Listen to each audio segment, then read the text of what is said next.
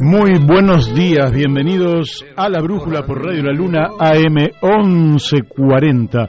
Este martes 21 de diciembre de 2021. Hoy empieza el verano, recién caigo. Qué excelente noticia, ¿eh? Hacemos en este momento el programa 371 de La Brújula, aquí por Radio La Luna, desde el 1 de octubre de 2018 venimos trabajando intensamente en este programa y le damos la muy buenos días a todos aquellos que se han quedado aquí en La Brújula después de escuchar los tangos y esperando que llegue este programa que trae un enorme caudal de información para el día de hoy. Pero déjeme que antes haga la presentación como todos los días, pero después le voy a decir todos los invitados que tenemos y va a observar que estamos frente a un programa que realmente supera toda la competencia que usted pueda imaginar. Bien, le damos entonces los muy buenos días a los oyentes que se han quedado en la antena de Radio La Luna AM 1140. También le damos los muy buenos días a los oyentes que empiezan a sumarse a través de la www.radiolaluna.com.ar, a quienes nos siguen a través del Facebook o a través de otro tipo de aplicaciones. Hoy, día martes, le damos los muy buenos días al operador histórico Héctor Didio. Ahí está Héctor Didio, haciendo posible que esto salga de la mejor manera y que ustedes tengan realmente un programón en el día en que empezamos el veranito. Ya vamos a hablar de lo mismo. Daniel de Abrantes, muy buenos días, el coequiper que ayer estuvo y hoy no puede estar. De la misma manera que le damos los muy buenos días a Daniel Pérez, que ayer estuvo y hoy no puede estar. Los dos son piezas fundamentales en el desarrollo de nuestro programa, de manera que son coequiper en esta mesa. Y lógicamente que los trabajos, las profesiones, los tiempos, las obligaciones hacen que no siempre nos puedan acompañar. Además quiero decirles que Daniel Pérez es el inventor del canal de YouTube La Brújula en la Luna, una verdadera parloteca a partir de la cual usted puede desarrollar investigaciones, estudios,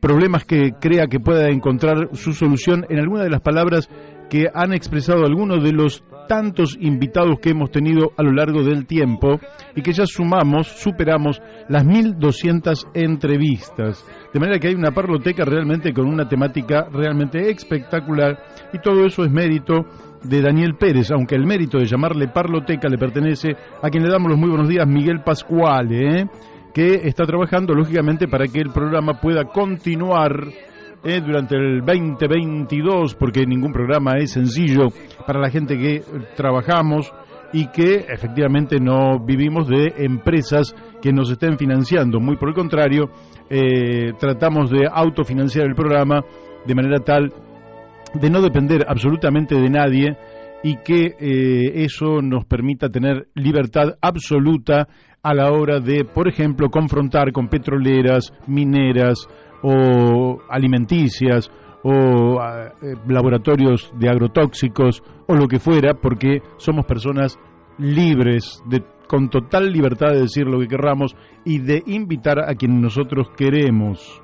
Así que muy buenos días, Miguel Pascual, y le damos los muy buenos días también a Florencia Videberri, la realizadora de nuestros flyers de difusión, con los cuales nosotros difundimos nuestro programa y que recorren distintos lugares del país, al punto que, si usted observa dentro de los invitados, nosotros tenemos invitados prácticamente de todo el territorio nacional, lo cual hace de este programa un programa bastante particular. Casi creo que no hay provincia que no haya tenido una voz, no como representante de la provincia, sino porque nosotros consultamos sobre diversos temas y de allí aparecen las voces que desde el interior del país también nos permiten, aquí, quienes vivimos en el Gran Buenos Aires, tener una visión más completa de lo que ocurre en este enorme territorio llamado República Argentina, que es del que habitamos y es al que amamos todos nosotros.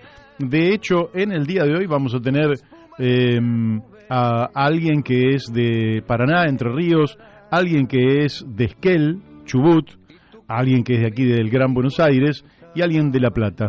Pero bueno, eso se los voy a contar inmediatamente. Le damos los muy buenos días a la doctora Mónica Colunga, que hace posible que nos escuchen en Corrientes Capital a través de Radio Fénix FM 92.1 MHz. También le damos los muy buenos días a Gustavo Figini, que nos permite comunicarnos con los vecinos de Uspallata, Mendoza, allí en la altura de la cordillera de los Andes, a través de Radio La Paquita, FM 88.9 MHz. Le damos los muy buenos días a la Cámara de Comercio, Industria y Servicios de AEDU. Y creo que hoy tenemos el teléfono en condiciones de que usted nos diga un mensaje, aunque el tiempo que vamos a tener para pasarlos no va a ser mucho, pero si usted quiere llamar y dejar algún mensaje lo puede hacer al 44 43 74 24, el teléfono tradicional del radio, 44 43 74 24.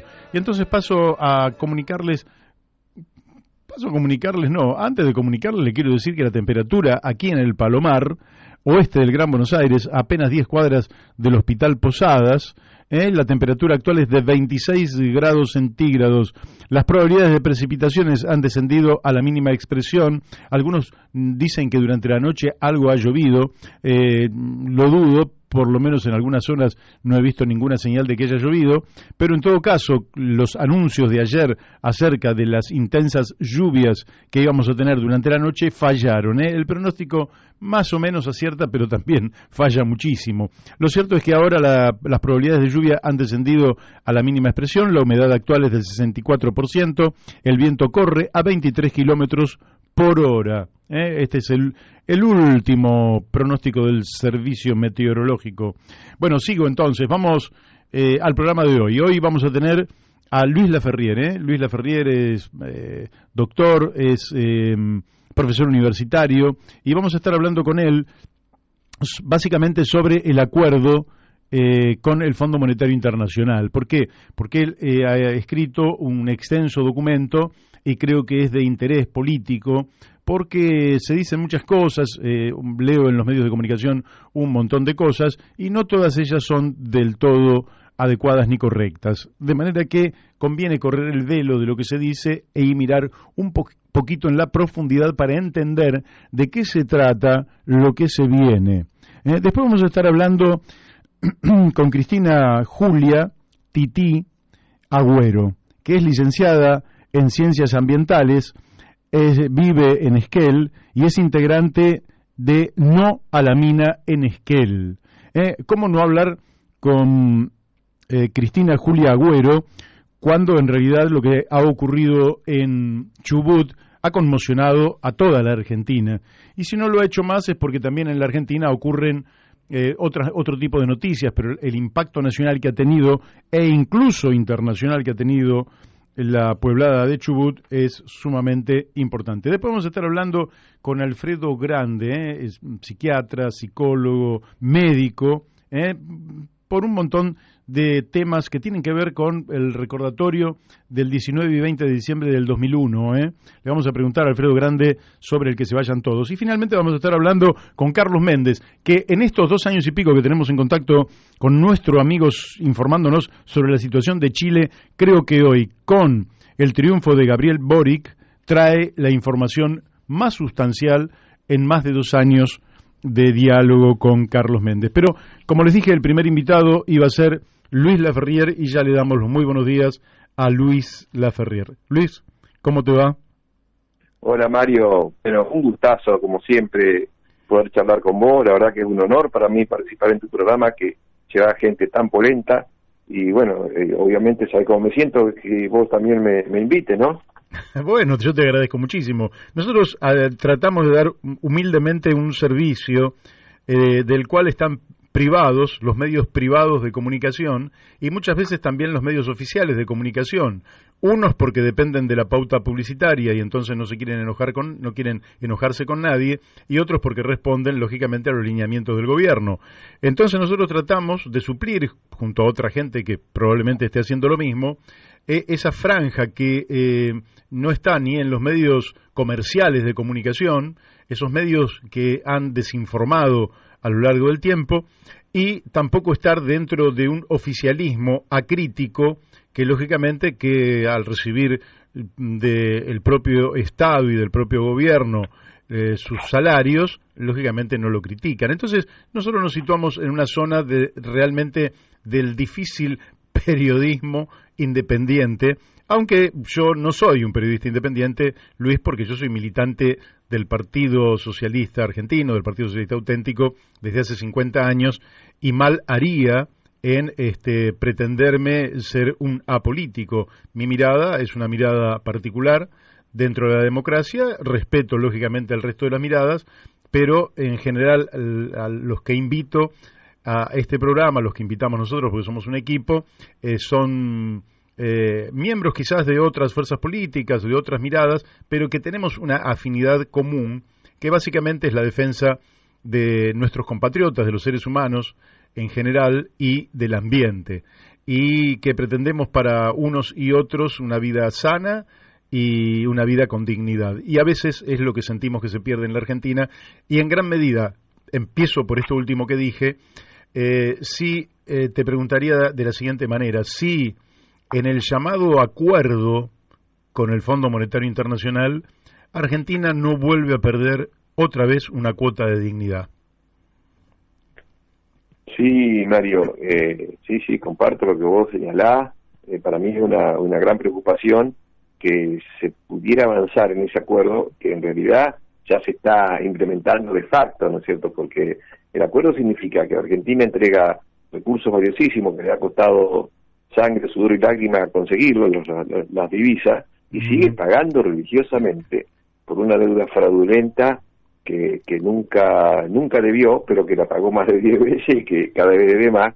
Entonces, eso ya lo está ejecutando, pero además está ejecutando las políticas que implican someterse al fondo, que son las políticas antisociales y antiambientales. Es decir, se está dando muestra desde hace un par de años, por lo menos con mucha claridad, de que es intención del gobierno dar señales de que son garantías, ¿no? De no solamente de pagar esta deuda fraudulenta, sino también de hacer las políticas que yo considero son las políticas de Estado de este modelo neocolonial, que han tenido una continuidad lamentablemente a lo largo de todo este siglo, que es la depredación de los recursos y generando un presente jorobado, pero un futuro mucho más nefasto. Entonces sí, Luis, te hago una interrupción porque vos dijiste que pagamos la deuda más de 10 veces. Entonces me gustaría que hicieras un balance, si pudieras, entre cuando alguien toma una deuda, cualquiera de los oyentes sabe que se puede tomar una deuda, yo tengo que hacer una ampliación en mi casa, entonces digo, bueno, tuve una pieza y contra esta pieza tuve que pagar un crédito, ¿verdad? Tomé un crédito y lo tuve que pagar. En el balance, ¿cuál es el saldo positivo de la deuda que se ha tomado a lo largo ya de 40 años? Es decir, ¿y cuál es el saldo negativo? El saldo negativo, vos lo acabas de decir, pagamos 10 veces la deuda y seguimos debiendo una enormidad. ¿Hay saldo positivo por algún lado de todo aquello que se tomó como deuda?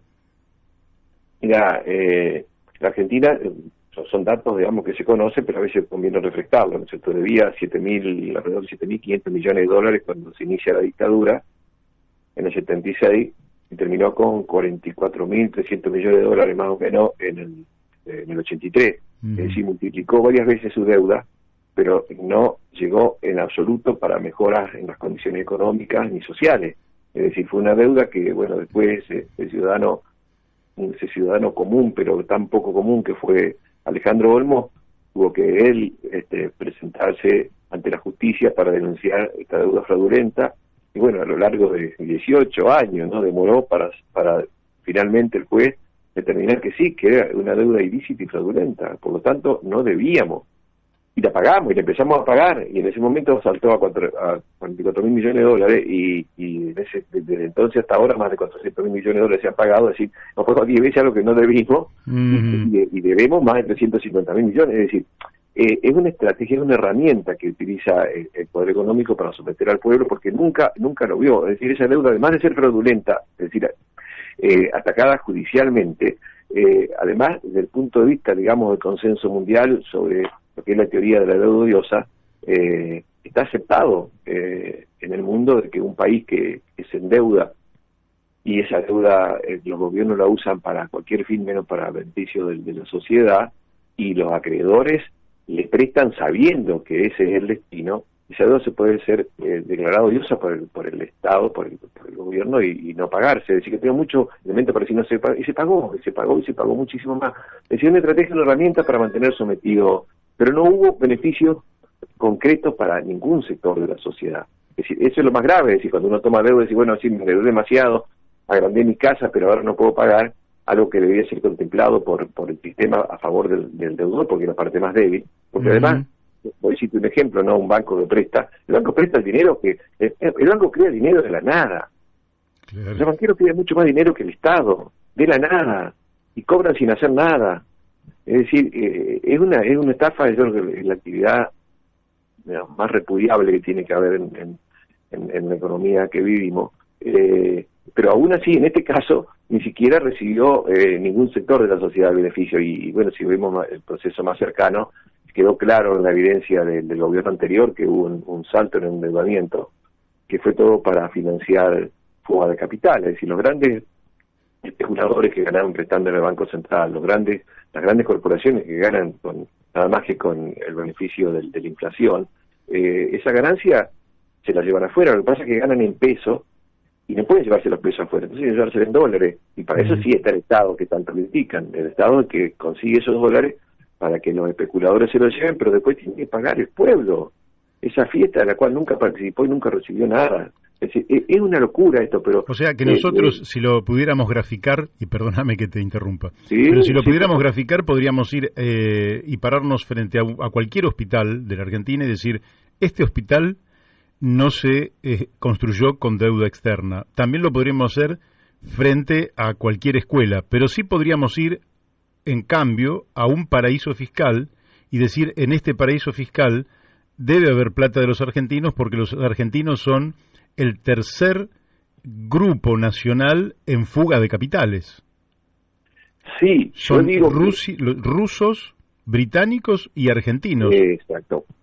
Yo digo, es una de las patas por las cuales nosotros perdemos y debemos esta deuda, que no la debemos nosotros, porque existe la fuga de capital, la fuga protagonizada por los grandes grupos económicos, por los personajes más ricos de la Argentina, que se llevan la plata afuera, pero hay otras formas de saqueo también que lleva al país a que se endeude, que es la propia deuda externa, que es pagar deuda sobre deuda, pero con deuda nueva, y también el saqueo que hacen las corporaciones, ¿no es cierto?, que no figura como fuga, sino como remesa de actividades, pero hay otros mecanismos que tienen para hacer aparecer, es decir, autopréstamos, por ejemplo.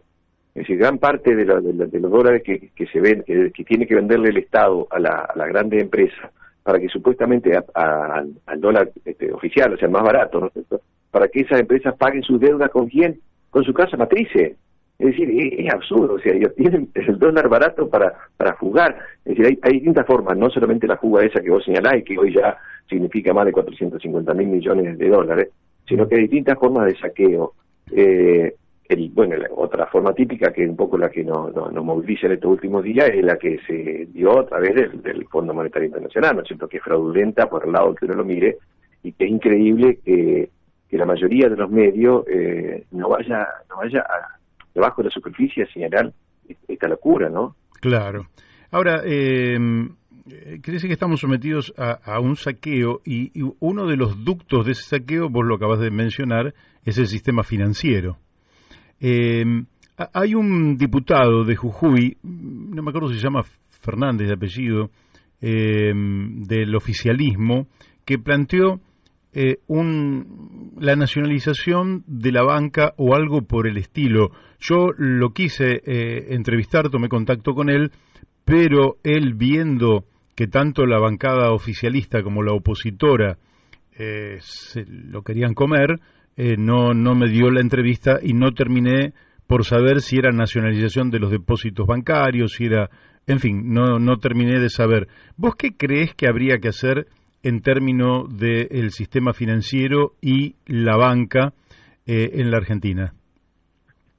Sí, habría que ver a qué se refiere, ¿no? Porque una cosa son los depósitos, habría que ver depósito de quién, porque en la Argentina todo lo que significa meter el Estado mano sobre los depósitos es sobre los depósitos de los pequeños ahorristas, es decir, siempre le roban a los giles, como fue, bueno, con el famoso el Plan Bone, como fue después con el Corralito, es decir, normalmente le roban a los giles, después que los grandes los grandes peces se han llevado todo, ¿no es cierto? Entonces habría que ver. Yo creo que obviamente que el dinero en Argentina y en cualquier país del mundo tiene que estar manejado por la sociedad, pero no pueden tener el derecho a crear dinero de la nada como lo crean los bancos privados y enriquecerse sobre la base de no hacer nada. Encima de eso, la mayor parte de la ganancia se la llevan afuera y encima casi ni siquiera pagan impuestos.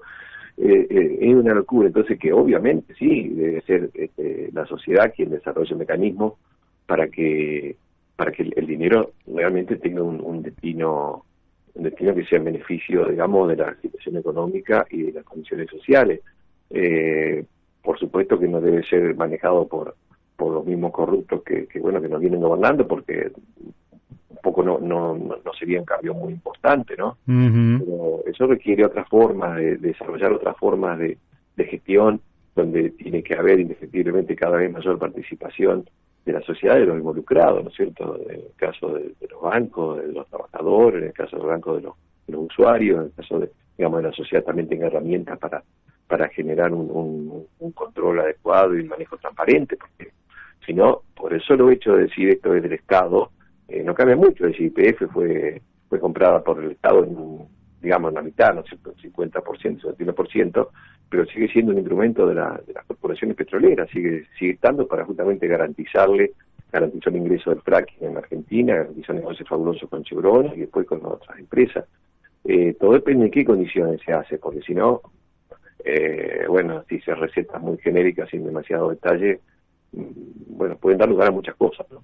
Claro. Ahora, vos en un momento señalás respecto de la deuda, la trampa política de la Argentina, porque vos decís endeudadores y pagadores seriales, ¿no? Dos caras de la misma moneda, es decir, que uno entiende que si vota a un lado te endeuda y los otros son los que pagan, pero en esa alternancia es como que el pueblo está en una trampa de la cual es muy difícil salir, porque en definitiva uno no es la negación del otro, sino el complemento del otro. ¿Cómo se sale de esta trampa? ¿Se sale porque una de las dos fuerzas asume una postura verdaderamente nacional y anticolonialista, o porque habrá que crear una nueva herramienta política en capacidad de confrontar con ese bifrentismo que hegemoniza la política hoy?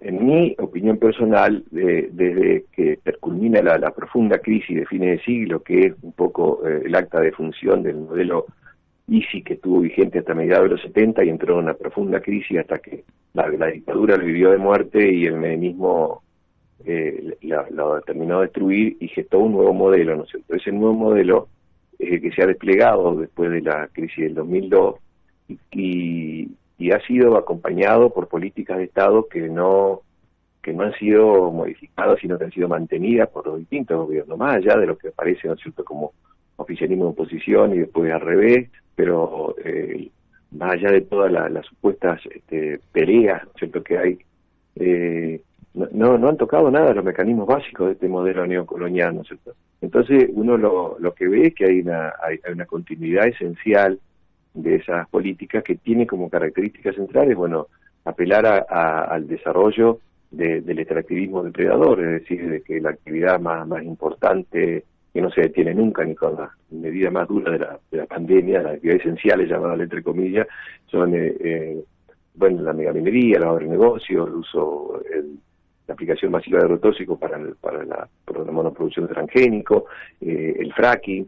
Es decir, son actividades que van destruyendo el ambiente y destruyendo riquezas que llevaron, en el caso del suelo fértil de la Pampa, miles de años, en el caso de los minerales, millones de años, y esto lo vamos a ir destruyendo en muy poco tiempo, pero además a medida que se destruye se contamina y eso significa territorio y población en desintegración. Entonces eso hoy se promueve más que nada con el argumento de que son actividades que van a generar más exportaciones y nosotros necesitamos exportar urgentemente porque necesitamos dólares para pagar la deuda. Es decir, es todo un paquete que está en danza. Es interesante porque para el pueblo común vincular las finanzas, la geopolítica, la dependencia, el sistema político y el ambiente todo como un sistema neocolonial, es difícil para la cabeza de quien no está metido en el asunto entender que efectivamente no se trata de una cuestión unilateral, sino que se trata de un sistema donde cada pieza se combina con la otra, finalmente para esto que vos decís, el saqueo de la Argentina. Mario, tal cual, a pesar de que de los esfuerzos que se hacen desde los medios de manipulación y de desinformación, de mostrar todos hechos separados, los hechos sociales lo mismo, las luchas, los conflictos sociales, está hecho para engañar a la gente, ¿no es cierto? Que si el Estado tiene que atender con millones de subsidios a los que están afuera del sistema, a los que están desocupados, lo hace con la forma más barata de seguir garantizando la continuidad de este modelo que es el que genera los expulsados. Y sin embargo, ante los que están trabajando, le hace aparecer, bueno, estos cobran por no trabajar y nosotros nos rompemos, vamos trabajando, en realidad de mirar para arriba, y en realidad los dos son víctimas de ese saqueo, y lo mismo el tema ambiental, el tema financiero, y lo mismo el tema social. Y yo creo que tenemos que tener muy claro que en la medida que el gobierno siga avanzando con nuestra acuerdo con el fondo y ponga el gancho, nos está condenando a, digamos, una sociedad sin futuro, porque si hoy por hoy está dando todas las muestras, las señales, o acaso lo de Chubut, que nos ha dado un ejemplo, una enseñanza fenomenal, decir, bueno, el pueblo dijo no y se acabó, y el pueblo unido y el pueblo resistiendo activamente, logró frenar un proyecto que no era del gobernador y no era solamente mega minería, era la primera, yo creo, la primera muestra del gobierno nacional hacia el Fondo Monetario de que estaba dispuesto a hacer lo que sea para entregar nuestro territorio y nuestra población.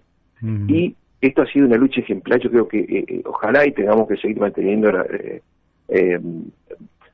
estando atentos, digo, porque han tenido que retroceder, pero tienen muchos tentáculos por donde atacar, ¿no es cierto? Entonces, claro. Pero es una muestra más de que ese avance de la megaminería que iba a significar, bueno, la contaminación del agua, significa a la población afectado terriblemente, es parte de la estrategia del gobierno de decir, nosotros vamos a avanzar, vamos a multiplicar los agronegocios, vamos a multiplicar el fracking de petróleo, vamos a hacer exploración en el mar, con todos los riesgos que tiene esto de contaminación. Es decir, de pronto le entregamos todo, y no solo eso, sino que para poder juntar la plata, para poder pagarle, el consumo interno tiene que achicarse.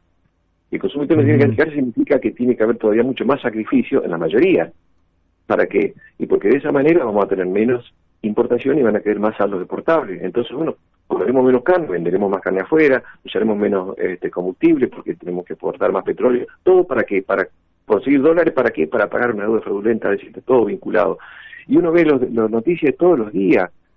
En menos de 20 años, 6,5 millones de hectáreas de bosque que se han destruido y siguen la lucha contra la deforestación en Misiones, crisis hídrica en San Juan por la peor crisis hídrica de la historia, dice, nosotros mismos acá en el Paraná por la destrucción del ambiente estamos sufriendo todas las poblaciones esa vacante histórica.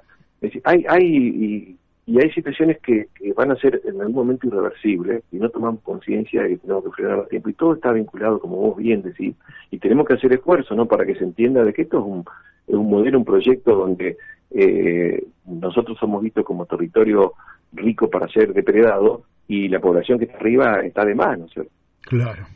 Te quiero hacer una pregunta. Mañana vencen 1.900 millones de dólares que el gobierno está dispuesto a pagar con el Fondo Monetario Internacional, y Página 12 informa que hay una investigación por parte de las, digamos, de las autoridades argentinas respecto de este crédito que básicamente se entiende ha sido un crédito cedido a la Argentina en el marco de la presión de los Estados Unidos, porque Donald Trump en ese momento tenía una amistad con Mauricio Macri, pero además tenía la voluntad política de mantener en el gobierno a un país en el marco de la centro derecha y no perderlo hacia el eje del mal,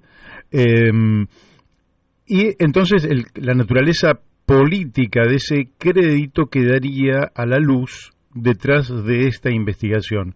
Pero acá yo veo una cosa contradictoria. Por un lado, van a pagar sin chistar, y por otro lado hacen una investigación no para cuestionar el fondo del asunto, sino para ver si llegan a un mejor acuerdo. ¿Cómo ves vos esta zona gris en la que se mueve el gobierno? Sí, yo creo que es la estrategia totalmente equivocada, porque parte primero de aceptar que va a acordar con el fondo, y yo creo que más que nada, no sé si más para la tribuna y para la gilada, ¿no es cierto? Dicen, no, este fondo es bueno ahora, esto no da. El fondo, y no tienen escrúpulos, no tienen corazón, no tienen... Y otra cosa que vos señalaste, que en parte es correcto, ¿no? Es decir, le da el préstamo al gobierno de Macri porque hay una afinidad, porque hay un interés que si no le da el préstamo podía haber una mega devaluación y bueno, se iba toda la miércoles su proyecto político, pero más allá de eso, mucho más importante que eso, era darle este crédito en condiciones que iban a ser, que eran prácticamente son impagables. O sea, que se lo daban sabiendo de que gane quien gane en esas elecciones, el nuevo gobierno iba a tener que bajarse los pantalones y a aceptar los condicionamientos que le pusiera el fondo, porque no tenía... este año ha pagado casi con esto que va a pagar 5.200 millones de dólares. Y el año que viene tiene que afrontar 19.000 millones de dólares nada más con el fondo. Es decir, es absolutamente impagable. Y eso los fondos no sabían. Eso sí es político. Es político porque era política, digamos, de la dominación del imperio. O sea, te vamos a dar algo en condiciones que vos no nos vas a poder pagar, porque eso nos garantiza que vamos a estar sometidos de acá en adelante. Entonces, acá hay una intencionalidad absoluta de sometimiento, y hay, lamentablemente, una partidocracia, ¿no es cierto? No solamente este gobierno, el oficialismo, sino también la oposición, que acepte ese sometimiento, porque en última instancia el costo se lo hace recaer sobre los sectores populares. ¿Y el costo qué va a hacer? Iba a ser esto, más depredación, pero mucho más ajuste económico y social.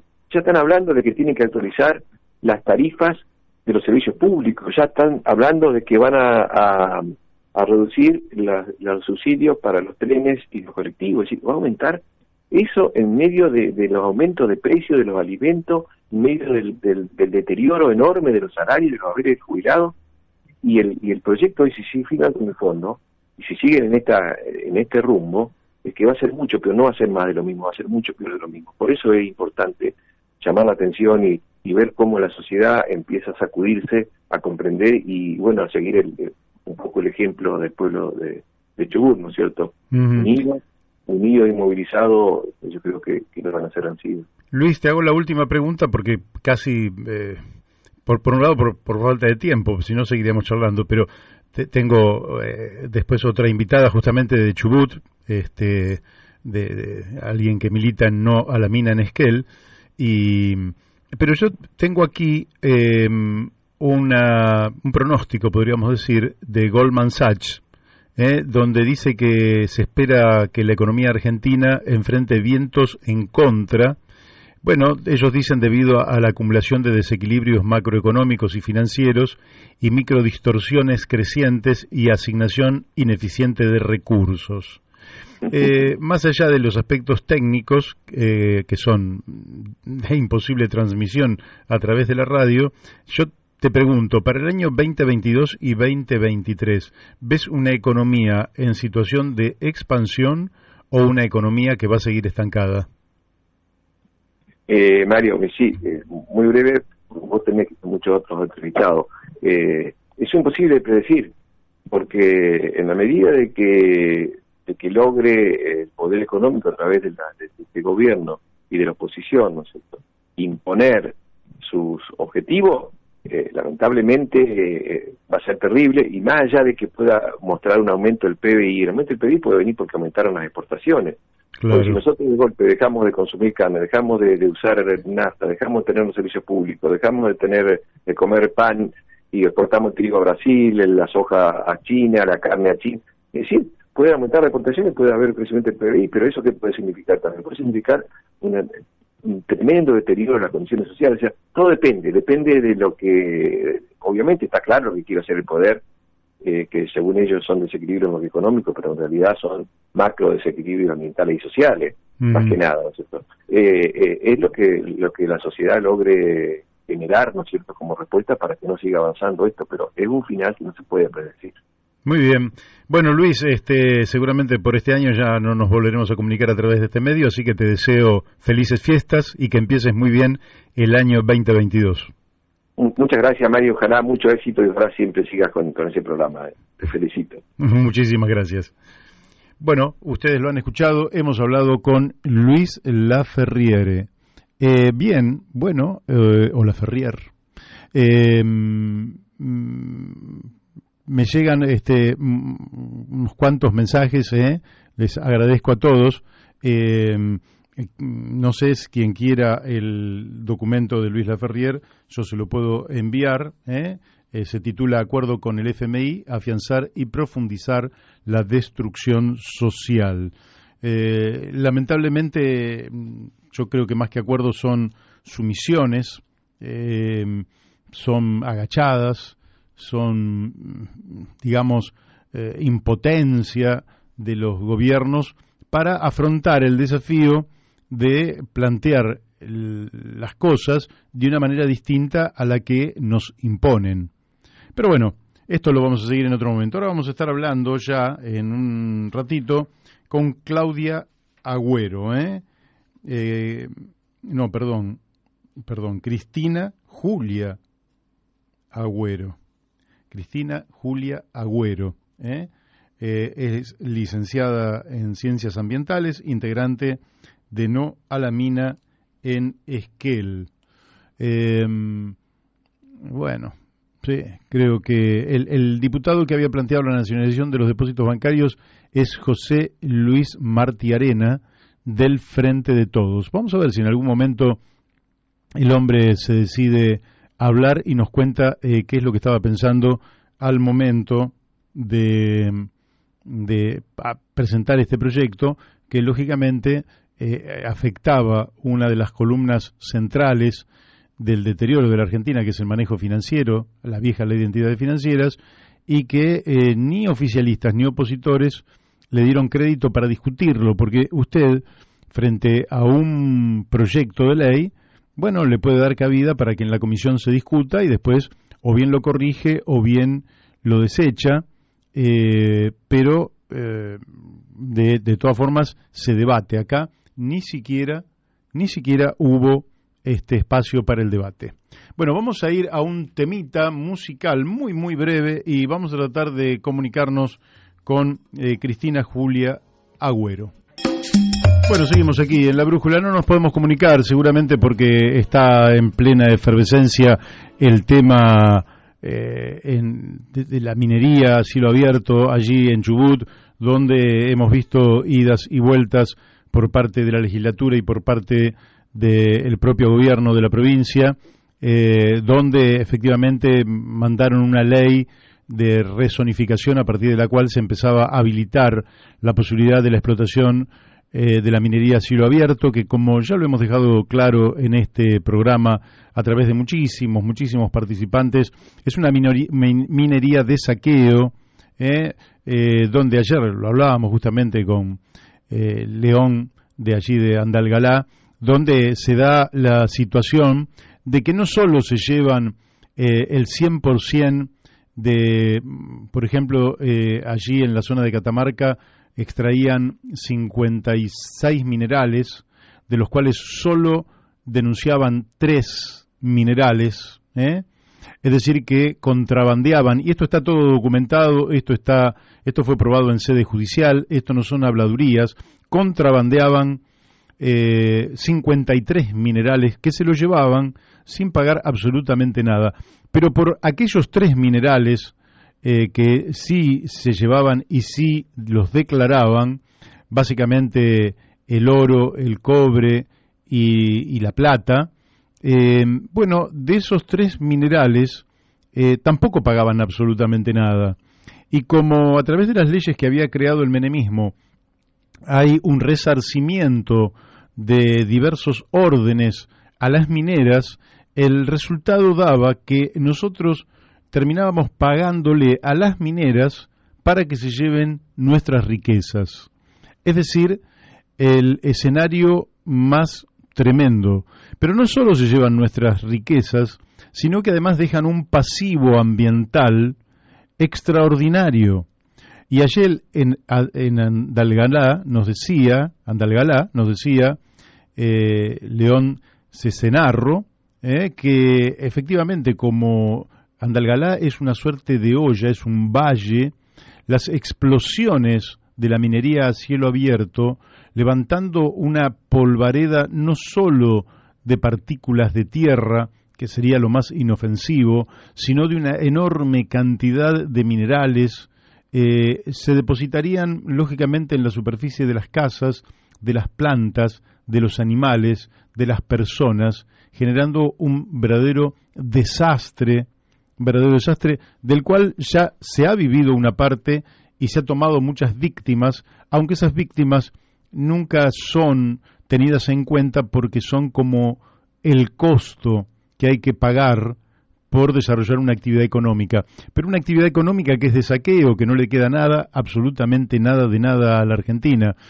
De manera tal que los pueblos han ido tomando conciencia sobre esto.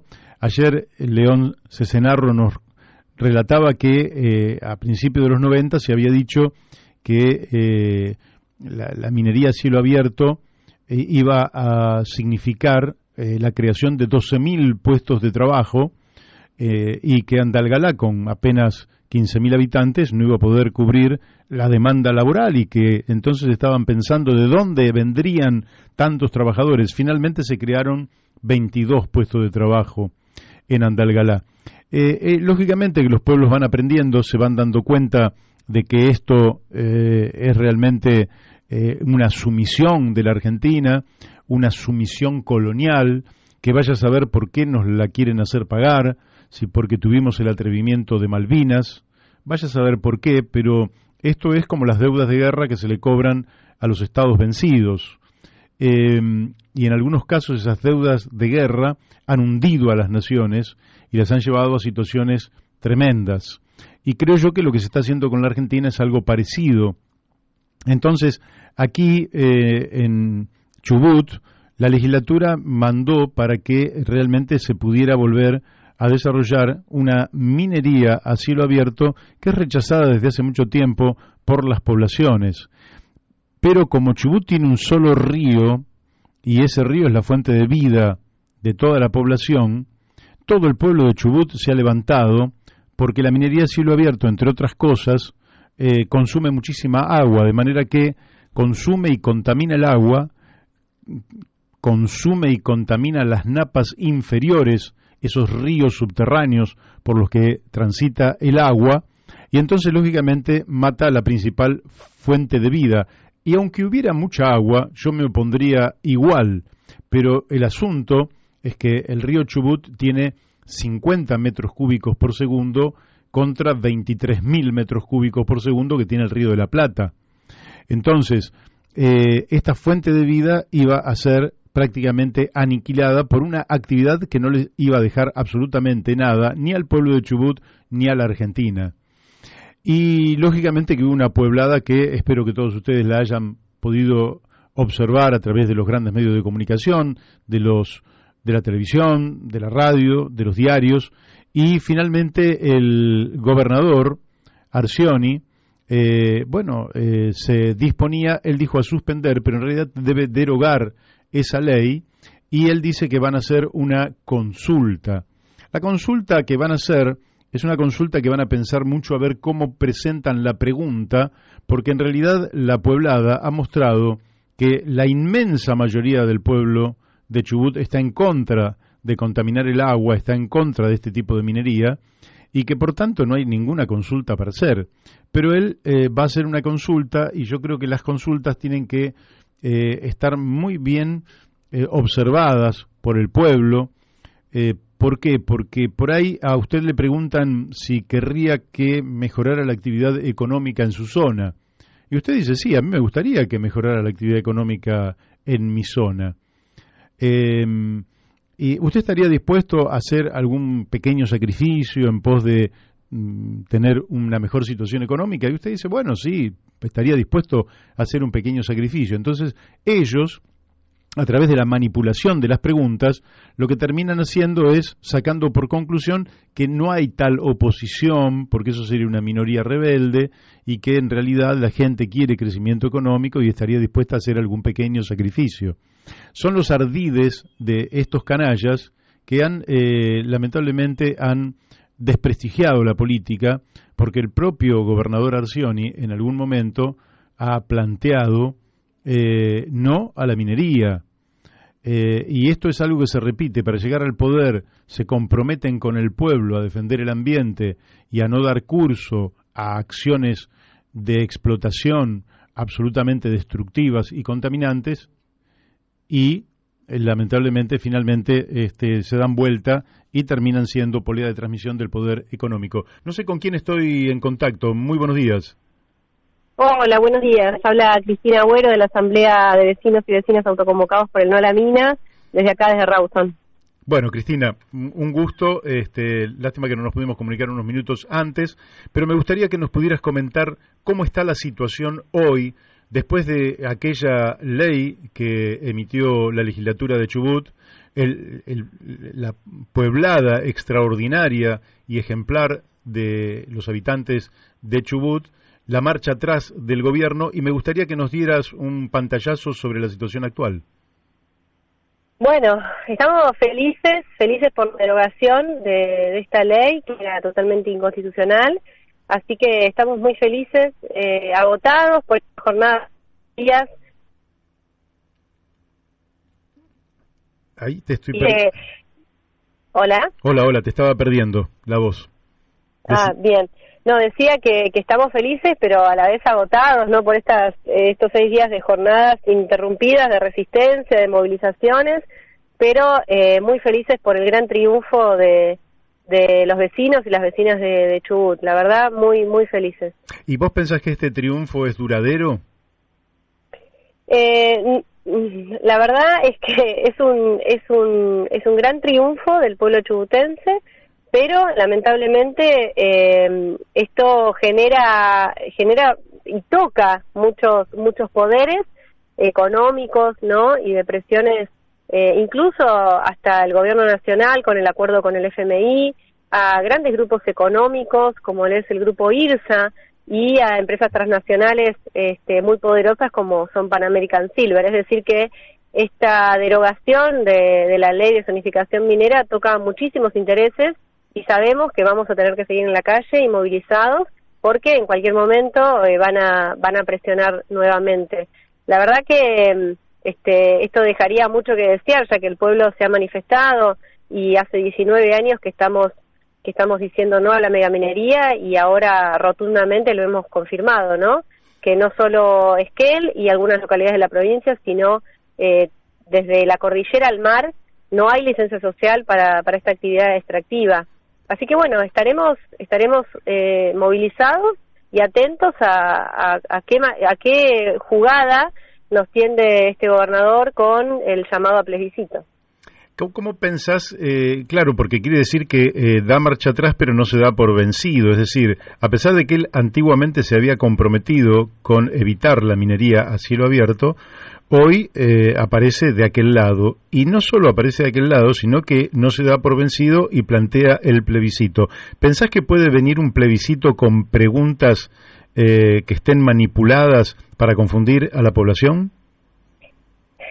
Acá hay dos cosas. El plebiscito ya se dio estos días en la calle. Claro. Digamos, es una locura pensar que el gobernador necesita seguir consultando a la población. La población se paró, se hicieron cortes de ruta, el sindicato de pesca paró hasta el viernes, es decir, la provincia se paró completa en contra del proyecto de zonificación. Entonces, lo único que sigue demostrando es la desconexión completa, ¿sí?, con el pueblo de Chubut, y la conexión muy perversa que tiene con las empresas transnacionales.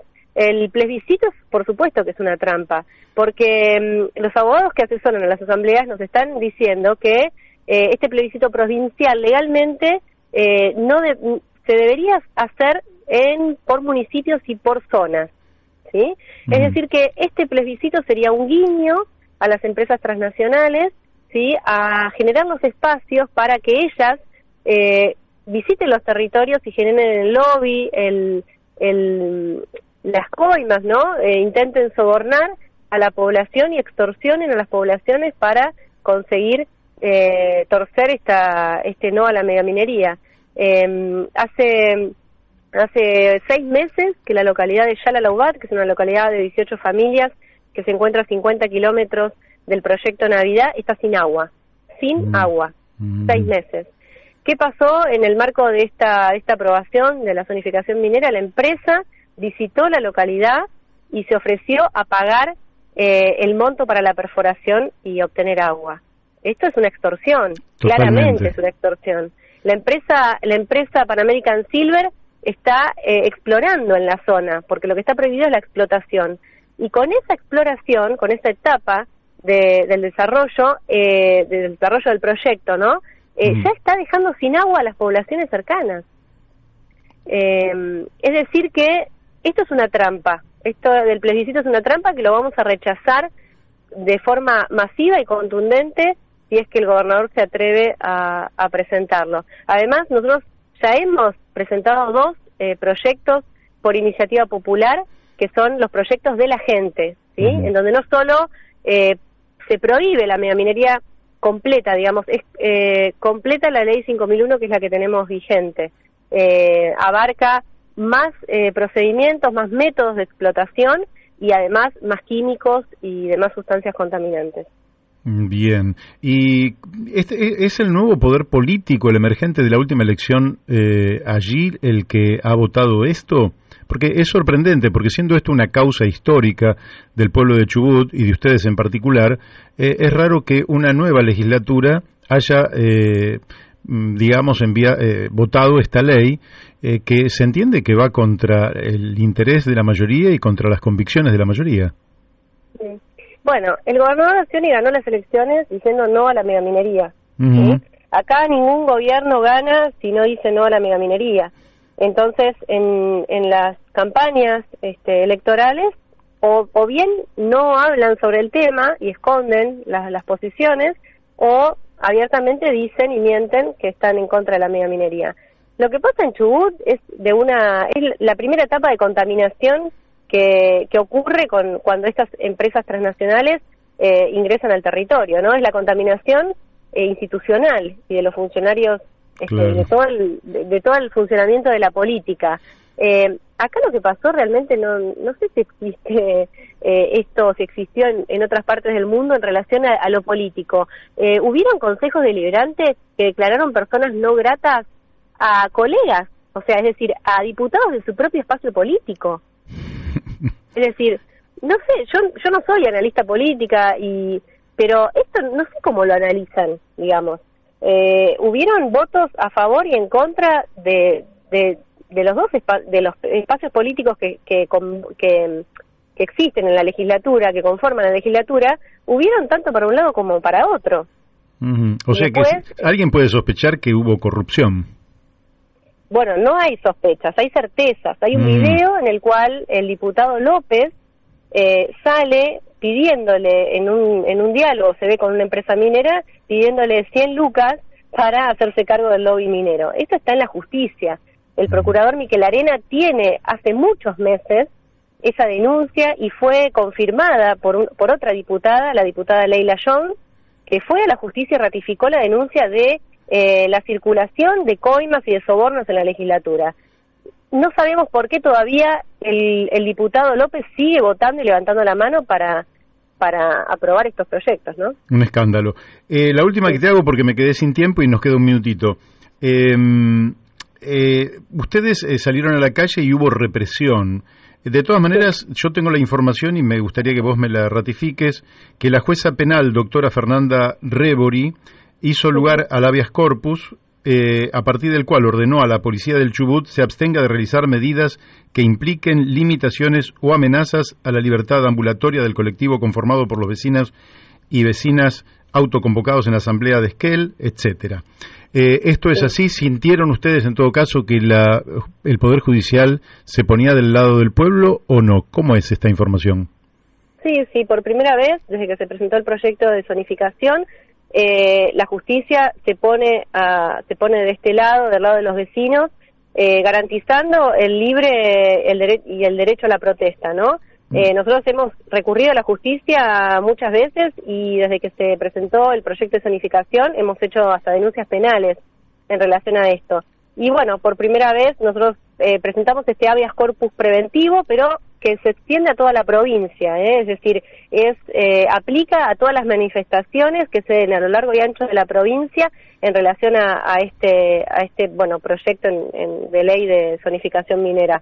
Es decir que sí, la justicia se puso de nuestro lado, ratificó esto, extendió circulares a la policía y al Ministerio de Seguridad de la provincia, y bueno, calculamos que en relación a eso, estos días, todas las manifestaciones y las movilizaciones se realizaron con total pasividad, sin presencia policial, es decir que esto creo que surtió efecto. Además, el Ministerio Público Fiscal estuvo convocando a los vecinos y vecinas que sufrieron agresiones por parte de la policía a que presenten la denuncia, y nos comentaron las personas y los vecinos de acá de Rawson que había colas para presentar las denuncias. Es decir que esto calculamos que va a traer un buen resultado en relación a ver, a poder definir y establecer pautas concretas en relación a la movilización popular. Cristina, se nos fue el tiempo, pero te agradezco muchísimo. Te voy a desear a vos y a todo el pueblo de Chubut felices fiestas, que empiecen muy bien el año 2022, y te comprometo para más adelante volver a conversar ya con más tranquilidad, más tiempo, y profundizar en este tema, que me parece que es un tema absolutamente estratégico para los argentinos. Muchísimas gracias a vos y a todo el equipo. Gracias. Gracias. Bueno, hemos hablado con Cristina Julia Tití Agüero, de la Asamblea No a la Mina en Esquel. Vamos a la tanda de la radio y después volvemos con Alfredo Grande. Bueno, seguimos aquí en La Brújula, ya estamos en contacto con nuestro amigo Alfredo Grande. Alfredo, buenos días o buenas tardes, no sé si ya almorzaste. En tránsito. ¿Cómo estás, Mario? Bien, aquí los últimos programas del año 2021, y justamente transitando esta fecha simbólica. Lógicamente fue 19 y 20 de diciembre del 2001, donde se produce aquel levantamiento tremendo, que es la conjunción de varias cosas, pero bueno, da la impresión de que alguien encendió un fósforo y prendió una mecha en aquel entonces, y que creo que fue el ministro de Economía, y bueno, el último tramo fue el estado de sitio que el 19 de diciembre de aquel año estableció Fernando de la Rúa, mostrando una desconexión muy importante sobre lo que estaba pasando en la realidad del país, ¿verdad? Un divorcio realmente asombroso en alguien que debería ser el mejor informado sobre el estado de situación. Frente a aquello hubo un levantamiento y que lógicamente manifestaba algo que se estaba incubando, y que en la calle se manifestó a través de la consigna del que se vayan todos, que no quede ni uno solo, habían dicho. Yo años después tuve la sensación de que se habían quedado todos y se había ido uno solo. ¿Aquello fue una ilusión respecto a una utopía irrealizable, o cómo lo lees 20 años después? Bueno, en realidad todo lo que dijiste yo lo comparto, ¿no? Yo trato de diferenciar entre lo ilusorio y lo alucinatorio, ¿no? Entonces, lo ilusorio tiene que ver tiene un fundante deseante, ¿no? La ilusión de que, por cuando vos decís feliz año nuevo, es una ilusión, claro, ¿no? No es una alucinación, porque efectivamente el 31 de diciembre empieza un nuevo año. Lo ilusorio es eso, deseo de augurio, que está mejor, todo eso es el componente ilusorio. Por supuesto no se lo puede decir al que te saluda porque es un garrón, ¿no? Pero bueno, es así. Hay un núcleo de verdad, que 31 de diciembre pasa a un 1 de enero, ahí está lo de buenos días, buenas tardes, ¿no? En qué momento todavía 2021 y cuando empieza el 2022, pero digamos a las 0 horas, bueno, todo el mundo brinda. Ese es el núcleo de verdad del mundo. Ahora, ¿cuál es el componente ilusorio? Todo lo demás. Todo lo demás. que empieza un nuevo año, que las cosas, que los buenos propósitos, todo eso es ilusorio. Decir ilusorio es simplemente decir que está fundamentado en un deseo, punto. Claro. Ahora, hay un componente alucinatorio, que es otra cosa, que es que vos transformás la realidad, o sea que el núcleo de verdad no lo respetas, de acuerdo a tus deseos, tus convicciones, tus percepciones, tu vida, tus desengaños o lo que fuera.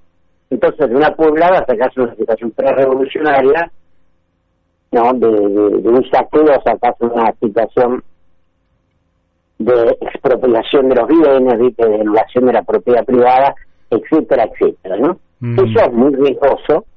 Yo creo que el 2001 fue reactivo, y lo reactivo es muy intenso y a su vez muy efímero, pero valdría hacer unas consideraciones. Vamos a hablar de la desconexión del presidente. Bueno, era un presidente radical, ¿no? Los radicales no siempre están muy bien conectados, ¿no? Ahora nos habla del famoso diario de Irigoyen, ¿no? Claro. Pero Humberto Ilia, que fue realmente un demócrata, tampoco estaba muy conectado, y de hecho hay anécdotas de él bastante graciosas o trágicas, de acuerdo a cómo terminó, pero que lo muestran. Por ejemplo, cuando él se va, lo pone el coronel Perlinger, le pone un revólver en la cabeza para sacarlo de la casa de gobierno, él deja todos sus sueldos en un cajón. Nunca tocó un sueldo de presidente, y en esa época todavía existía papel físico, ¿no? Se fue todo ahí, se fue sin nada. Imagínate como si fueran otros, ¿no? Sí, claro. Entonces, todo es un ejemplo de ética, pero políticamente, bueno, pues estar en el Parque Jurásico ofreciendo chorizos veganos, ¿viste? No.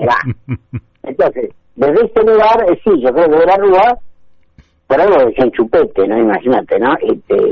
Bueno, vos recordás, le gana la interna a Chacho Álvarez. Sí. O sea, que todo empieza con el Chacho, ¿no? Después el Chacho dejó el gobierno sin enfrentarlo, lo dejó, ya habiéndose comido la galletita de Cavallo, ¿no?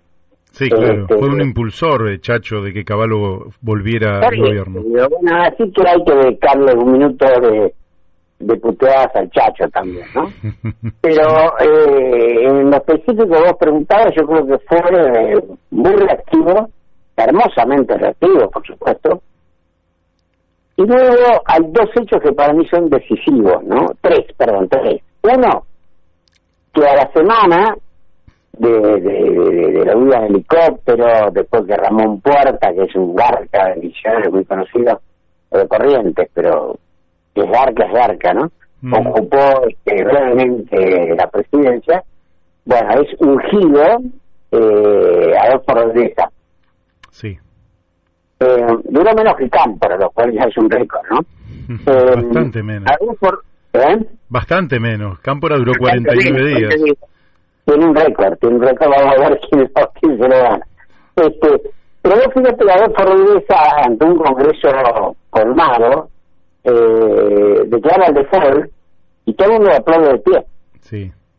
Y tenía un plan, digamos, de especificación total, mucho antes de la especificación asimétrica. Después inventaron Duhalde y Remenikov para un ajuste bestial, que tenía recuerdos de Celestino Rodrigo, ¿no? Sí. Y bueno, ese programa, que evidentemente no era el programa de la embajada ni del Fondo Monetario, en menos de 7 días, 8 días, fue denostado. Se fue a Chaparral, hizo una reunión que fracasó, y de ahí huyó a San Luis. ¿Y quién asume? Y yo creo que ahí está una de las explicaciones de por qué se genera el 2001. Asume Duhalde, que había perdido frente a De la Rúa, lo cual es casi tan humillante como perder frente a la candidata de Cambiemos, nunca me acuerdo el nombre, ¿eh? No sé, ¿Vidal decís vos? No. Vidal, gracias. Siempre Vidal. La gente joven al lado de uno. Que es casi peor que perder frente a María Eugenia Vidal. Bueno, Duhalde perdió con De la Rúa y se quedaron con la sangre en el ojo, se quedó con la sangre en todos lados. Bueno, asume como presidente y ¿qué hace? Levanta el default. O sea, un guiño, más que un guiño, un codito, para los organismos financieros internacionales. Uh-huh. Y además, todos los representantes, ¿no? Los descerebrados del Congreso, volvieron a aplaudir de pie. Con lo que ellos llegó a la conclusión de que este país tiene el aplauso fácil, ¿no? Además del aplauso fácil. Todo el mundo aplaudió, fenómeno. Ahora, el viaje final del 2001, si para mí se clausura el 2001, con el asesinato de Costec y Santillán. Porque el asesinato de Costec y Santillán, más allá de haber condenado al que disparó el arma, que es miserable, ¿no? Porque sí, cualquier homicidio, además, se busca más al instigador que al destructor directo, ¿no? Porque sicarios hay en todos lados. sí. De hecho, las policías son sicarias de los intereses. Los instigadores de ese asesinato fue para parar todo el intento que se apartara de los designios de los grandes acreedores. Porque evidentemente la propuesta, ¿no? Del Frente Darío Santillán, etcétera, de un montón de organismos de izquierda. Y yo voy a recuperar una palabra que yo sé que para vos es también una palabra importante, que es la autogestión. Sí. ¿Y qué es lo que pasó en Chubut? Donde el pueblo autogestionó la derogación de una ley. Uh-huh. Porque en definitiva el combate que atraviesa la historia de la humanidad, y como comprenderás, a pesar de que la miseria no la conozco toda, o no la viví toda, es entre la autogestión y la heterogestión. Yo creo que eso ya no es una grita, eso es un inicio de agua. Los que autogestionamos la vida, todo lo que podemos, Claro.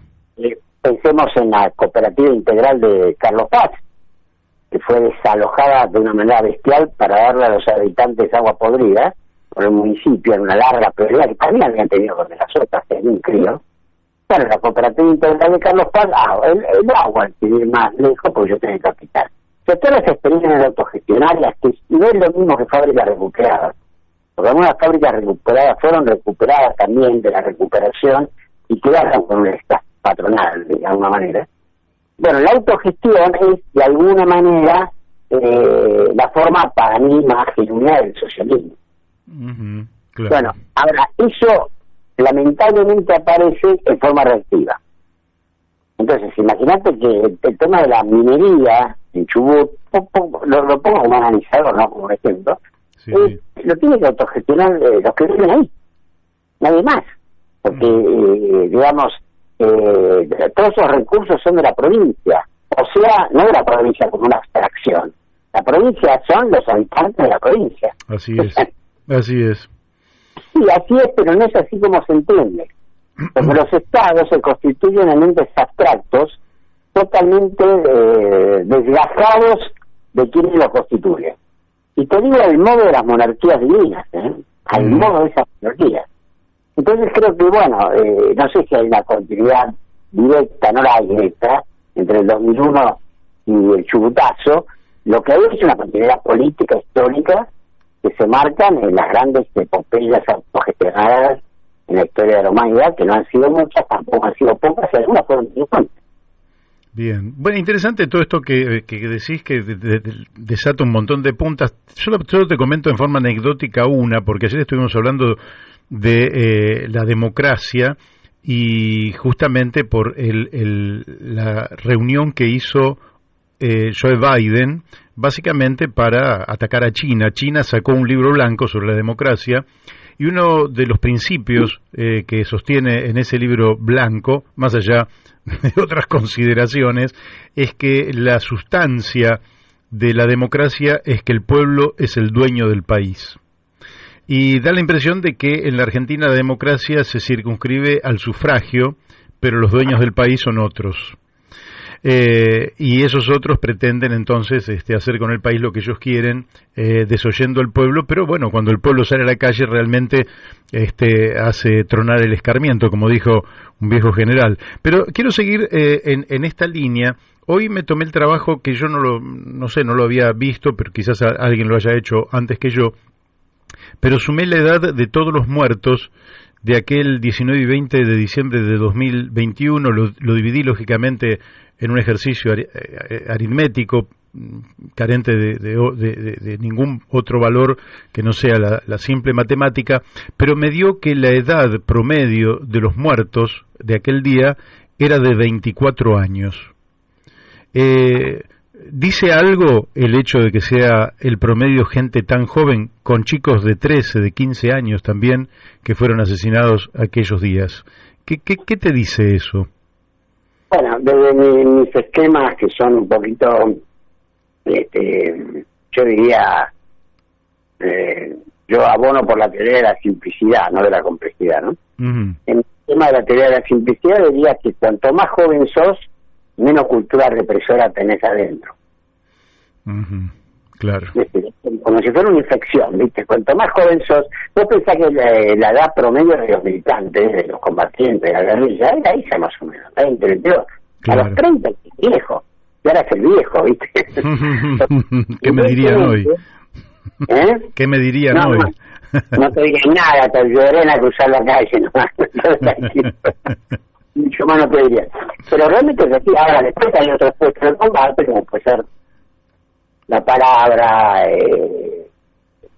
uso político, bueno, que admite más allá. Pero la acción directa, lo que podemos llamar el pueblo en armas, aunque las armas no necesariamente sean fusiles ni revólveres, pero eso lo tenés que hacer cuando la cultura represora todavía no te ha parasitado demasiado. Y todos los que están en el Congreso están todos parasitados por la cultura represora. De hecho, la democracia, no voy a discutir con China, como te imaginas, ¿no? Pero la democracia ha sido capturada totalmente por la cultura represora. Esto que se llama representativa, y como te comenté en un intercambio, yo la denomino restitutiva. O sea, es la cáscara de la democracia con la esencia de cualquier dictadura. Claro. La peor de todas es la dictadura del capital. O sea, entonces yo creo que ha sido un invento formidable del capitalismo, la democracia. Formidable, porque lo otro era además los soviets, ¿viste? No nos olvidemos que el reparto del mundo fue después para que la revolución bolchevique quedara acotada a la Unión Soviética, digamos, o a lo que era en este momento, digamos. Impedir la exportación que fue también el objetivo de Hitler. Él no lo cumplió, pero Churchill y los otros lo cumplieron. Sí. Entonces, bueno, después quedó la Guerra Fría y todo lo que saben. Pero creo que sí, que esta baja edad, para mí es bajísima, claro, pero es la misma charla que di hace muchos años en Poder García, decía eso. Porque, ¿de qué adolece el adolescente? El adolescente adolece de cultura represora. Y eso, la cultura represora, se va a hacer pagar carísimo. Carísimo. Ni que hablar de los niños, que son castigados con el hambre, el frío, el calor, la miseria. Bueno, también los niños carecen de cultura. Lo dice Freud en un trabajo. Asombra la inteligencia de un niño promedio con la estupidez de un adulto. Lo dice claramente. Y dice, es como si la cultura les hubiera puesto vendas en la cabeza, les hubiera impedido crecer. Le dijo Freud que no era exactamente un revolucionario, pero como no era ningún gil, se daba cuenta. Es decir, y en algunos debates es patético. La gente repite consignas muy lindas, pero totalmente fuera del tipo de la historia. Es decir, como que no pasó nada, ¿viste? Vos sabés, vos y yo, bueno, ¿quién no? Respetamos a esto, Palacio muchísimo. Pero hace poco en un debate sobre la trata apareció la ley Palacio. Sí. No sirve, ¿viste? Palacio no debe decir. ¿Cómo vas a combatir la trata con una ley Palacios que fue importantísima, poniendo como delito el proxenetismo? Claramente fue insuficiente. Entonces, ¿qué es la cosa? Y muchas veces pasa con citas geográficas selectas, donde a vos, yo siempre cuento que usted usa un espacio sobre la mística del Partido Comunista, y nosotros participamos, uno podría participar. Después que un debate, yo no sé qué dije, mejor, prefiero olvidarlo, y el coordinador me contestó con Lenin, ¿no? ¿Vos te imaginás si supiera Lenin por Facebook? No da. Entonces me enojé mucho más, y el tipo cerró y solamente él podía subir este contenido, ¿viste? Bueno, Esa es la mística, ¿viste? La mística es que vos sos horizontal hasta que alguien te moja la oreja. Hasta que alguien te moja la oreja te convertís en una bestia verticalista. Y es la historia que nos ha pasado, incluyendo a ese general que vos mencionabas hace un rato. Claro. Que no es lo mismo el Perón del 45, olvidemos, seamos piadosos con su discurso en la Bolsa de Comercio, que el Perón que le queda a la izquierda, que tiene la culpa la masa de sexta. No es el mismo. Y si yo a veces me fastidio para los peronistas porque vuelven a recitar cosas de antes. Claro. Porque, como si la Libertadora hubiera sido una conspiración de gente muy, muy mala, a la cual nadie hubiera podido enfrentar jamás. Y no lo fue. Perón se entregó, digamos, la verdad es eso, renunció ante el ejército argentino. Bueno, no tiene nada de malo, pero tampoco tiene nada de bueno. Sí, sí, Pero claro. hoy el pueblo de Chubut no se entregó, el pueblo del domingo no se entregó. Después, la poblada, llamémoslo así, fue capturada por la cultura represora en la persona de Eduardo Duhalde, que levantó un default y que además amenazó de muerte al presidente Adolfo Rodríguez Sá. Y después el asesinato impune de Costello y Santillán. Ahí yo creo que esos tres elementos, o cuatro si vos querés, poblada, default, levantar default, asesinato, Costello y Santillán. Con esos cuatro elementos yo creo que se construye una cartografía política interesante de comienzo, desarrollo y fin del 2001. Ajá, mira, está bien. Un ciclo, una etapa breve, digamos. Te quiero preguntar, claro, me gustaría preguntarte un montón de otras cosas, pero bueno, no tengo todo el tiempo y después viene nada menos que Carlos Méndez, que justo venimos con el triunfo de Gabriel Boric en Chile. Te aprovecho y te pregunto, ¿cómo salto, no? Y después voy a volver un poquito para atrás si nos da el tiempo. ¿Cómo estás viendo vos el triunfo de Gabriel Boric frente a este hombre Kast, que se manifestaba como la continuidad del pinochetismo o del fascismo en Chile? ¿Y cómo ves que ha quedado ese cuadro donde Boric, un joven aparentemente brillante, saca el 56% de los votos y el otro sector saca el 44%, mostrando que son menos desde el punto de vista cuantitativo, pero desde el punto de vista de la distribución de poder, seguramente por cantidad de dinero y de otras cosas que hacen al poder, el 44 puede ser más fuerte que el 56. ¿Cómo ves eso vos? Bueno, yo creo que este CAP se mostró más fascista de lo necesario. Alguien lo asesoró mal, y además, evidentemente, no leyó las obras completas de Menem, donde Menem dice claramente, no me acuerdo ahora del tomo, si yo decía lo que iba a hacer no me gustaba. Sí.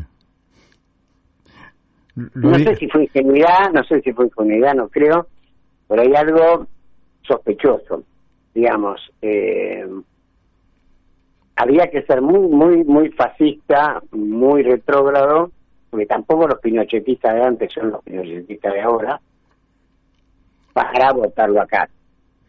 Y Boric, con su trayectoria y lo que representa, hoy leí un trabajo muy interesante de una, vos seguramente lo sabes, una dirigente chilena en América, que contribuyó muchísimo también con su trabajo al triunfo de Boric por toda una cuestión de mucho protagonismo con la pandemia y demás, ¿no? Sí. Nosotros en Argentina, si no fuera que CAT era realmente el absoluto mal, digamos que Boric es un socialdemócrata ahí, digamos, ¿no? Ha tenido sus buenos tratos con Piñera en su momento, ¿no? Bueno, tuvo unos dichos sobre Venezuela que me parecen innecesarios para el problema del mundo, no sé cómo decirlo. Vamos a ver qué pasa. Lo que es claro es que evidentemente en Chile esta famosa 50-50, ¿no? Mitad pinochetista, mitad no pinochetista, parecería que empieza a tener un pequeño clivaje a favor de los no pinochetistas. Lo cual, como bien decís, la democracia normalmente representativa se pueden anular fácilmente por el tema de la mayoría parlamentaria. Es decir, el parlamentarismo y la democracia, yo la otra vez decía, hay 4 poderes en Argentina: poder judicial, poder legislativo, poder ejecutivo y Twitter. Cuando se hace la Constitución no había Twitter, ¿viste? Entonces vos sabés que hay gente que vos tenés que pegar en su cuenta de Twitter para saber lo que piensa y lo que dice. Entonces la capacidad de modificar los pensamientos en este momento tiene una escala que si Goebbels sería un influencer en Instagram en este momento. Dijo, miente, que algo quedará, e inauguró la fake news. Hay que reconocerle la propiedad intelectual. Pero bueno, tenía una radio y nada más. Imaginemos ahora lo que es la manipulación de las masas, hecho con lo que llama la Big Data, ¿no? Está apretas un botón y listo, ¿no?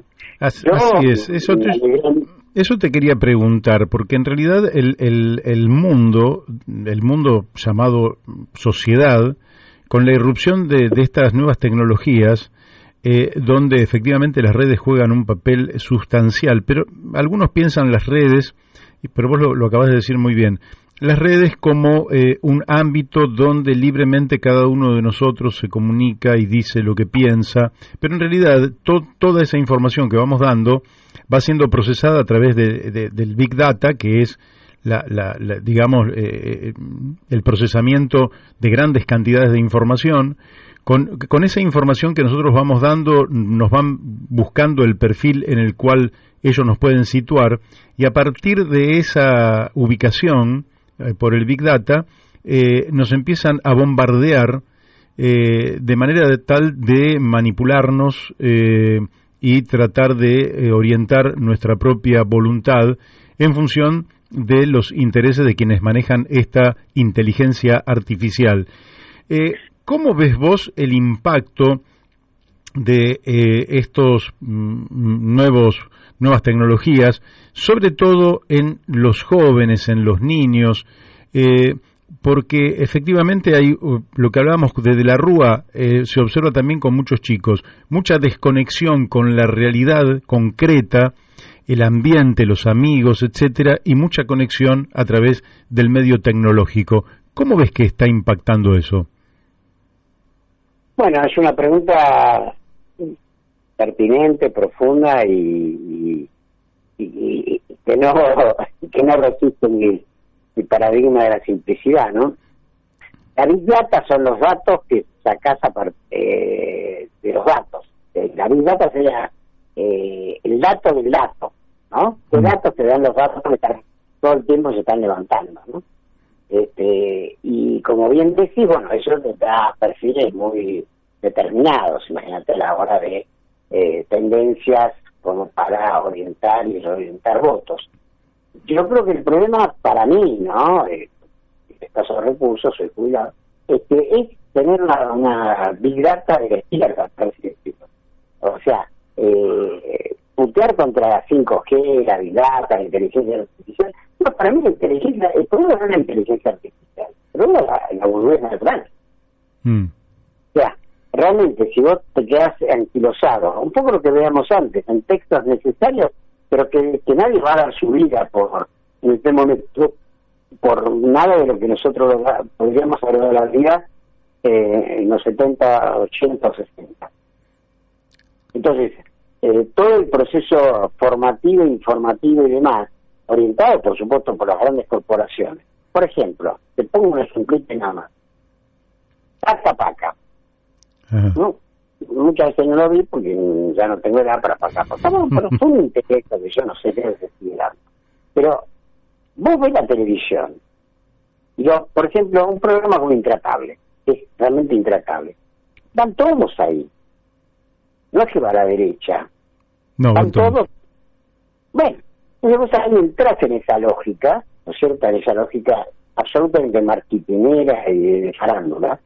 Y realmente yo creo que hay recursos en el Estado, claro, lamentablemente decidieron pagar las tasas, ¿no? Pero bueno, para crear realmente una Big Data no manejada por las grandes corporaciones financieras, sino realmente por ejemplo, colectivos populares, universidades nacionales,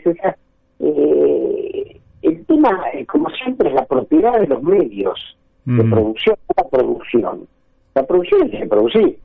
O sea, el problema no es el capital, el problema son los capitalistas, el problema no es la propiedad, el problema es la propiedad privada. Entonces yo creo que ahí realmente la inteligencia artificial, además cada etapa evolutiva no tiene retroceso. Claro. No es que vos podés volver a Gutenberg o antes de Gutenberg.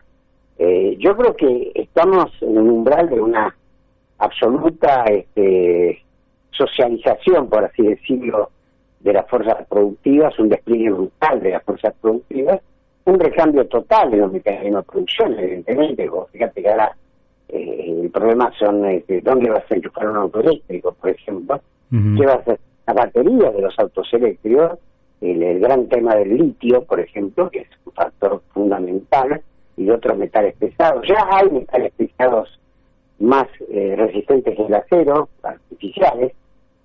Entonces todo esto, me gustó decir buenos días o buenas tardes, ¿no? Estamos entre dos momentos. Nosotros estamos despidiendo un momento de la historia y está llegando otro que ya llegó además, pero te vas dando cuenta en cómodas cuotas mensuales, digamos, ¿no? Claro. Pero evidentemente poner el Departamento de Estado, la CIA, el FBI, la Manhattan Bank o lo que sea, trabajan con esto hace 30 años por lo menos. Yo me acuerdo de ir de un sistema que se llamaba Echelon, no Echelon, no, sino Echelon, que era para fabricar tsunamis. Yo no sé dónde conseguí esa información y la comentaba y me decían, vos sos un boludo, estás loco. No, estoy loco, hubo tsunami en todos lados. Después hacen películas, viste que los yankees hacen películas de todo, ¿no? Sí. Y entonces te muestran que sí, que evidentemente hay maneras de alterar el núcleo de la Tierra, ¿no? Entonces yo creo que desde ese lugar tener que responderle a un energúmeno como Marcioni hasta dar un poco de vergüenza, digamos, ¿no? Porque evidentemente el tema de los minerales, el tema del agua es el gran tema, hasta que se puede empezar a fabricar agua desde no sé dónde, ¿viste? Que eso también va a llegar en algún momento dado. La renovación de los recursos, ¿viste? Todo eso está ahí, está nomás. No sé si va a estar para nosotros, ese es el problema. Seguramente no, pero bueno, el tema del agua, la desalinización de los mares, es un proceso que, que hoy se facilitó mucho respecto del pasado, pero que va a seguir progresando.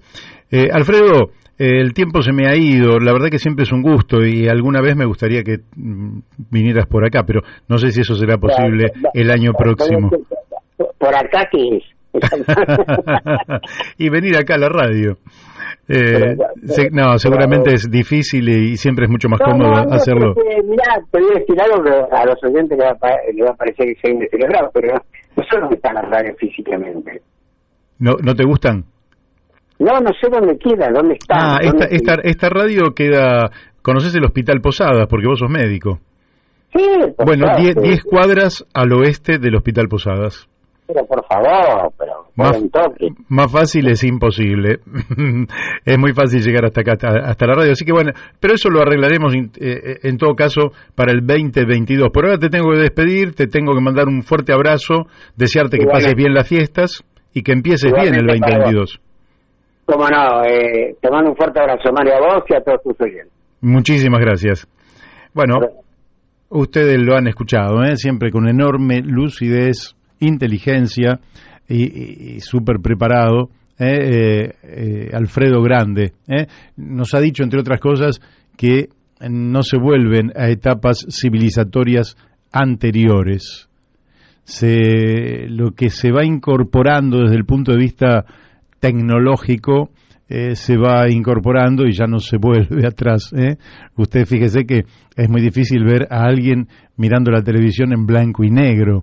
Es muy difícil que alguien mantenga, si no es un coleccionista, o que escuche música en un Winco. No quiere decir que no los haya, y ahí están los fanáticos de los vinilos, pero la civilización marcha para adelante, la tecnología marcha para adelante, y siempre estamos en un estadio civilizatorio un tanto superior que se va imponiendo al anterior. Ya estamos en contacto con Carlos Méndez Contreras. ¿Qué tal, Carlos? ¿Cómo te va? Muy bien, Mario. Muy bien. ¿Cómo estás? Hoy me enteré que eras Carlos Méndez Contreras. Bueno. Tu segundo apellido nunca lo supe, como vos no sabés cuál es el mío. Pero descubrí, me llamó la atención porque vos vas a participar, creo que mañana, en una actividad que tiene que ver con la Convención Constitucional de Chile. Sí, voy a participar en una audiencia que es la Comisión de Sistemas de Conocimiento, Cultura, Arte, Técnica, etcétera, y voy a exponer sobre los chilenos residentes en el exterior, cuestión que dicha comisión que está abocada a esos temas que estuve enumerando, me faltó patrimonio también, tenga presente de que en el exterior existe más de 1 millón de chilenas y chilenos, y que por lo tanto estos chilenos están dispuestos a hacer un aporte al país desde del cual nacimos. Claro. Desde nuestro país de residencia, como por ejemplo acá en Argentina, nosotros podemos cooperar con los argentinos incluso en tareas que correspondan a lo que sucede en Chile o en los dos países. El tema, yo en otra oportunidad, ¿te acuerdas que yo he hablado del tratado de integración y cooperación entre Chile y Argentina? Y es un tratado que hay que aplicar. Claro. Hay comités de integración entre regiones chilenas y provincia argentina, y eso depende de la actividad social y política que hagan sus integrantes. Nosotros podemos hacerlo desde acá, desde nuestros lugares de residencia. Muy bien. ¿Cuántos chilenos hay viviendo en la Argentina? En la Argentina aproximadamente unos 460.000, incluyendo a nuestros hijos. Ajá, o sea, muchos. La población más numerosa del millón que existe fuera del país. Y vamos a empezar por acá, dado que empezamos casi por el margen, vamos a empezar. ¿Cómo salió la elección aquí en la Argentina? Bien. La votación no fue muy abundante, pero sí marcó, digamos, una votación muy alta hacia el presidente electo, Gabriel Boric. Superando el 60%, más del 60%. Lo que sí hubo, digamos, en algunas que vamos a investigar a qué se debe, hubo poca participación en circunscripciones consulares grandes como Mendoza, Neuquén, Bariloche. Mira, es raro. Acá en Buenos Aires sí fue alta la participación, muy alta, en una escuela ahí cerca entre Recoleta y Retiro. Buena participación. Ahora, bueno, en todo el mundo, porque lo que pasa es que el sistema, de eso también yo voy a hablar el día, o sea, yo tengo 2 audiencias, voy a poner medio personalista. Tengo 2 audiencias, una mañana que voy a tratar el tema, voy a exponer el tema sobre la cuestión, digamos, cultural, en el fondo la cuestión, digamos, de la integración cultural de los chilenos del exterior con nuestro país de origen. Y el día jueves voy a exponer en otra comisión, una comisión que es sobre temas de derechos políticos, voy a exponer sobre el tema del electoral, sobre la participación electoral de los chilenos en el exterior. O sea, es un sistema que hay que modificar.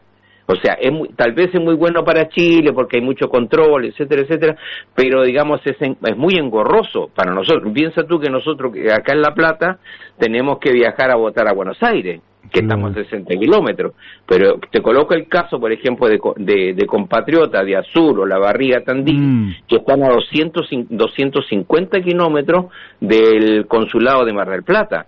Entonces, ir en el día ida y vuelta es complicado y también es caro. Claro.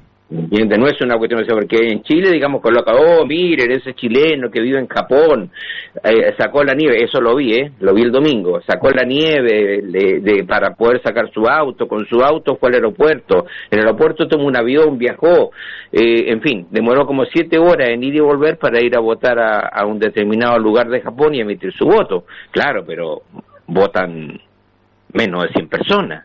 Claro. Entonces ahí tenemos un derecho que es un derecho elitista, es censitario.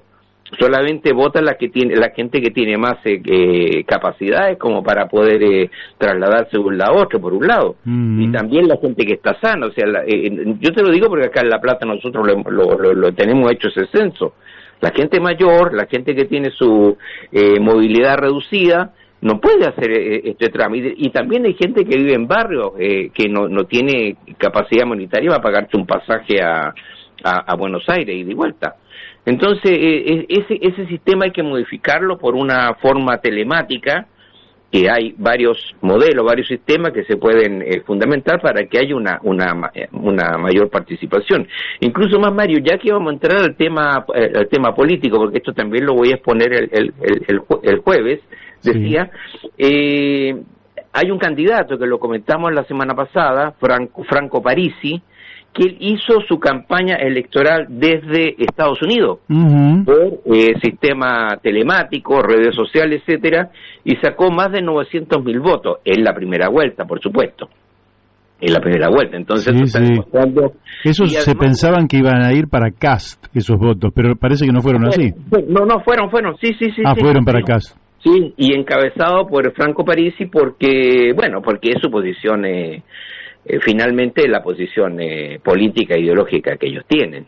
Entonces, es una modernidad individualista donde, y de meritocrática, entonces está más cercana, digamos, a la derecha que a algo que es más de carácter colectivo, societario, etcétera, entonces, y popular, ¿por qué no decirlo?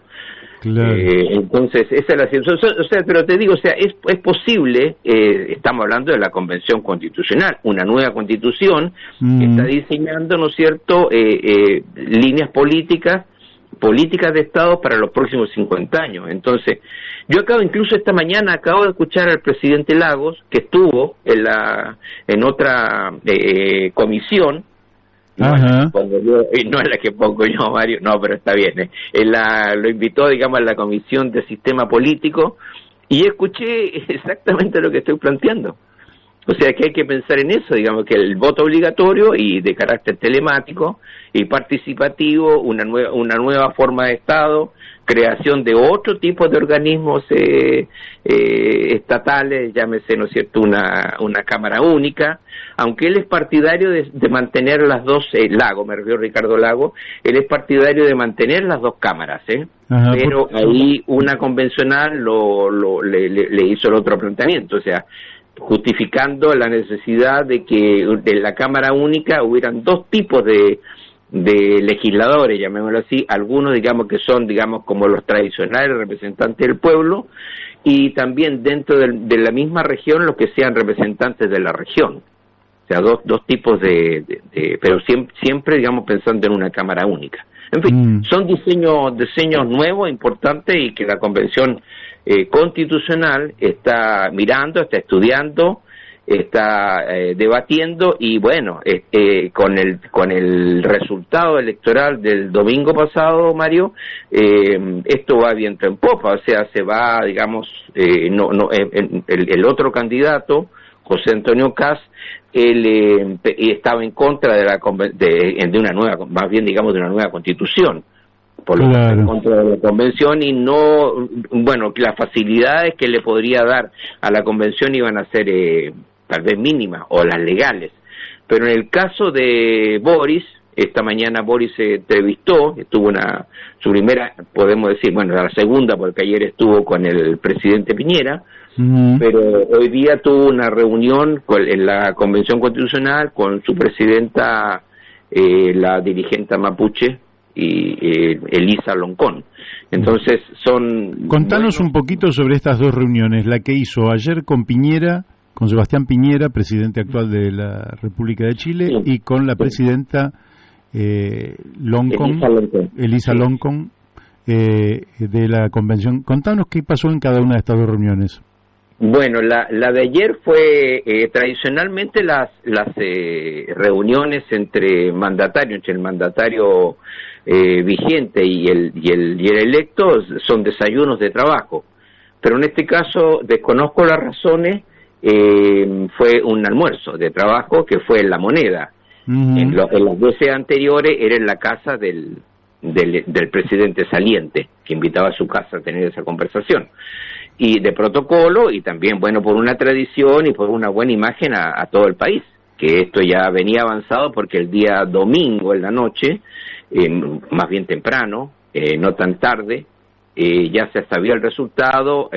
José Antonio Caz había reconocido su derrota, entonces Piñera telemáticamente por Zoom tuvo una conversación con el presidente electo Gabriel Boric, y conversaron donde anecdóticamente, que creo que eso también es lo que interesa a la gente y hay que decirlo, quien más habló fue Piñera, ¿me entiendes? O sea, digamos, no paraba de hablar, dar consejos, sáquese una foto a la entrada cuando ingrese y después cuando vaya a salir, porque como pasan los años, y etcétera, etcétera, y llegó un momento en que Boris hizo un poco para cortar, le dijo, bueno, esperamos hacerlo mejor.